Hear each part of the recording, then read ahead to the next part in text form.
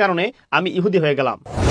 সকালবেলা ঘুম থেকে উঠেই কোলগেট কোম্পানির টুথপেস্ট হাতে নিয়ে ব্রাশ কমপ্লিট করার পরে গোসলখানায় গিয়ে ডাভ শ্যাম্পু ব্যবহার করে লাক্স এবং লাইফবয় সাবান দিয়ে গোসল কমপ্লিট করার শেষে নিভিয়া কোম্পানির ক্রিম ব্যবহার করে নিজেকে তৈরি করলাম অফিসের জন্য। এরপরে লিভাইস ব্র্যান্ডের প্যান্ট পরে, পুলো ব্র্যান্ডের টি শার্ট গায়ে দিয়ে, জকি ব্র্যান্ডের মোজা পরে, গুচি ব্র্যান্ডের জুতো হাঁকিয়ে আমি অফিসের উদ্দেশ্যে রওনা দিলাম।